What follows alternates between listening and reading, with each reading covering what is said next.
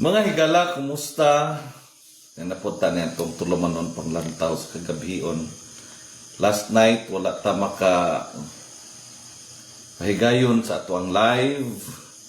Tungod kay murag kapoy yung igsuon, no? Dahil daghang kay trabaho sa eskwelahan.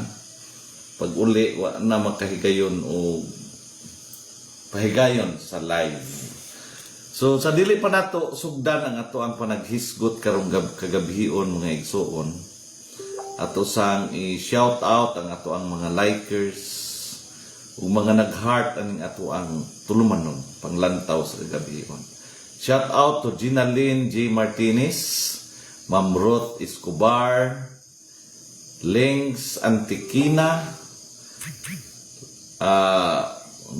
Carl Ayan, gibalim ko niya ngalan, nani siya sa Kumalarang mantingali ni. Fia Luna Flores, Luningning, o Iris Glynn Briga Galaw, Sahol Lia, Jewel Tubigon, shout out po Jory Gordionis Tubigon, Pastor Yung Monleon Makigangay Jr., Arturo Tubigon Jr. o Willie Dahirok. Daghang kayong salamat sa inyong pagsuporta, pagtanaw, pag-like, pag-heart. Ano yung atong tulumanon matagabi Panglantaw sa Kagabhion. Tonight, I invite you to slow down. Not because life has become easy, but because life has become complicated.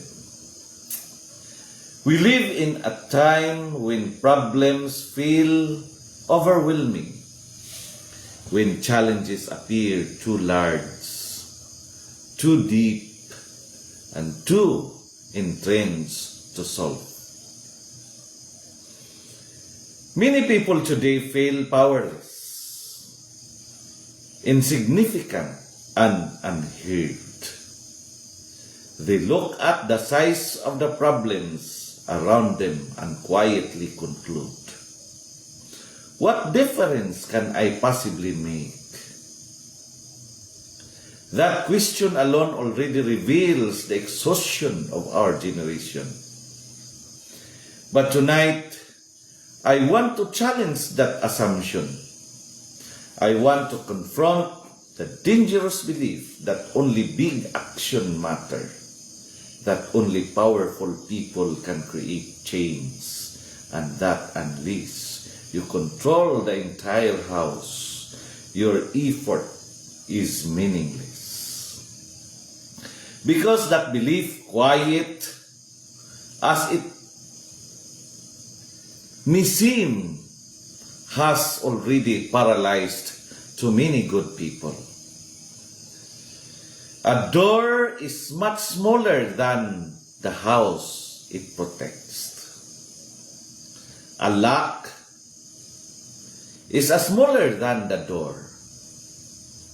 And a key, barely noticeable in the palm of your hand, is the smallest of them all.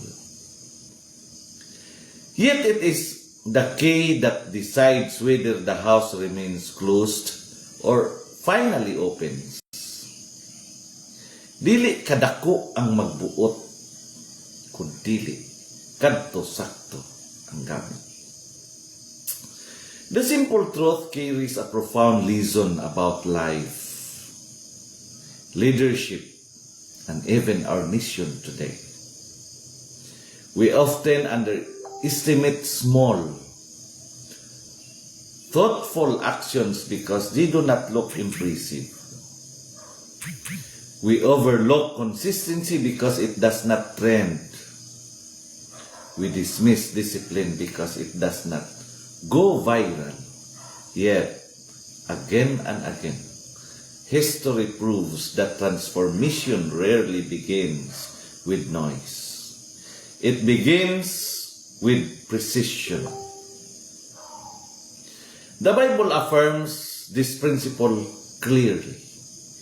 In Zechariah chapter 4 verse 10, We are warned not to despise the day of small beginnings. Why?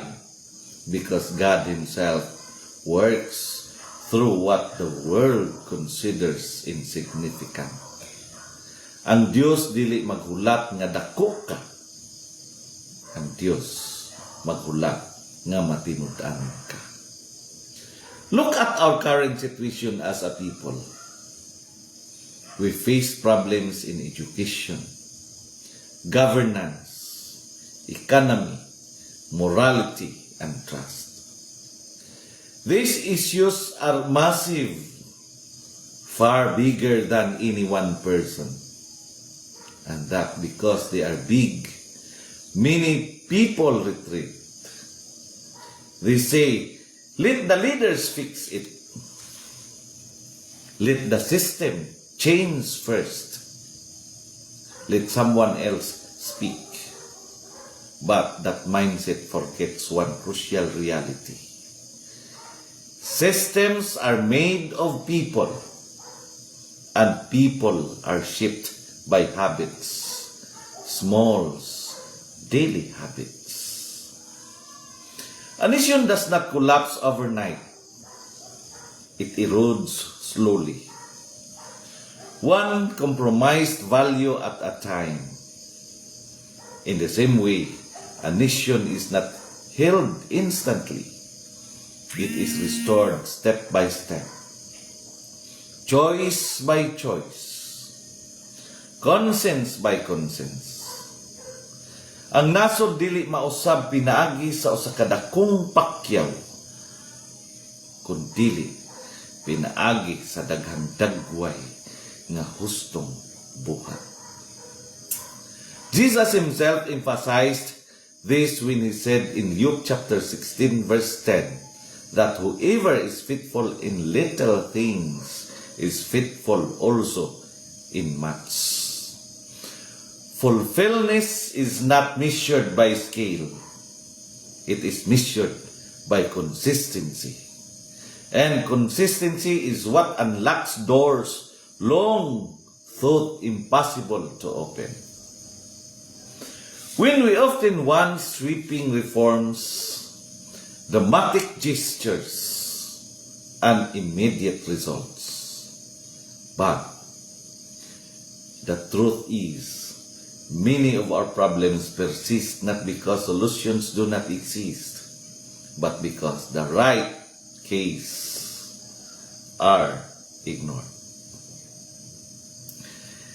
A kind word, an honest decision, a refusal to cheat, a commitment to prepare well, a willingness to listen instead of react, gagmay tan-awon apan dako ug epekto. In schools, for example, improvement does not begin with new slogans or additional paperwork. It begins when teachers are supported, when leaders listen, when dignity is protected, and when fear is replaced with trust. In families, healing does not start with grand apologies posted online. It starts with humility, accountability, and presence. In governance, integrity does not begin with speeches. It begins with small acts of restraint, transparency, and service. Proverbs chapter 15 verse 1 reminds us that a gentle answer turns away wrath, not a loud answer, not a clever answer, a gentle one. That is a key. Small, simple, powerful. And yet many people refuse to use this keys because they want shortcuts. They want doors to open without discipline. They want outcomes without process. But life does not work that way. A lock responds only to the right key, not to force. Kung pugson nimo ang pultahan, maguba. Kung sakto ang yawi, muable. This is where wisdom comes in James chapter 1 verse 5 tells us that if anyone lacks wisdom, they should ask God. Wisdom is knowing which key to use and when. Wisdom is understanding that shouting at a lock does nothing, but patiently inserting the right key changes everything.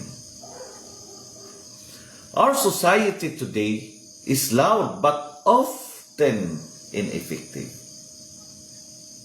We argue endlessly but solve little.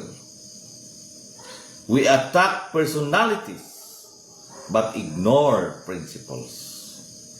We demand change but resist personal responsibility. And so the doors remain closed.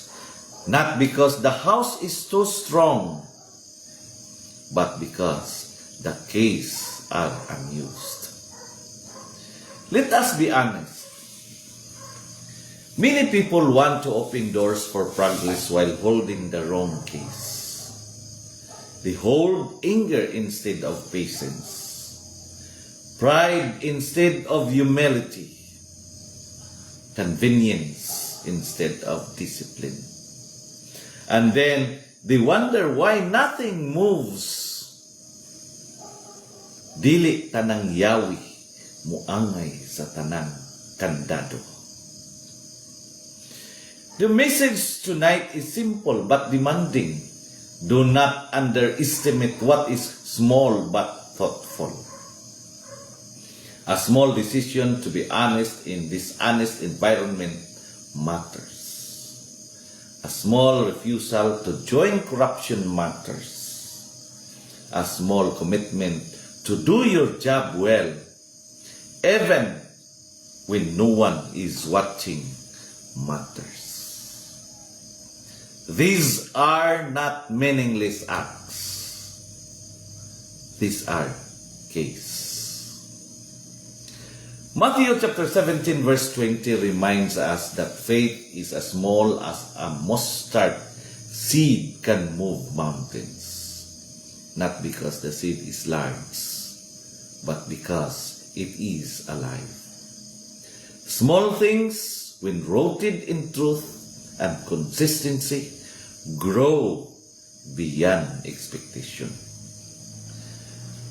So tonight you feel insignificant, unheard, or powerless. Remember this. The key was never meant to be heavy. It was meant to be precise. Your role may feel small, but it may be exactly what unlocks something larger than you can imagine. Ug kana mga higala, mao ang tinuod nga leksyon. Ayaw hulata nga mahimong dako ka aron mahimong epektibo. Gamita ang yawi nga naa sa imong kamot karon. Kay usahay ang pinakagamay nga solusyon. Kung husto ug buot, mao di ay ang makasulbang sa pinakadakong problema. Kini inyong alagad igsuon og higala Jeremias Labaho Tubigon sa makausap pa mo ingon nga sa atong pagpangandoy ug matarong nga katilingban ang kamatuoran gayud ang atong sugat. Ug sa kangit-ngit sa kasaysayan ang tinud-anay nga pamunuan ang labing hayag nga paglaom. Kini ang panglantaw sa Kagabhion diin ang kahayag nagadanag bisan pa sa kangit-ngit. Kaninyong tanan mga igsoon nga nagtan-aw ug naminaw karon, ang Dios magapanalangin ug magapanalangin kanatong tanan. Daghang salamat ug maayong gabi kaninyong tanan. Shout out Analo Escalante.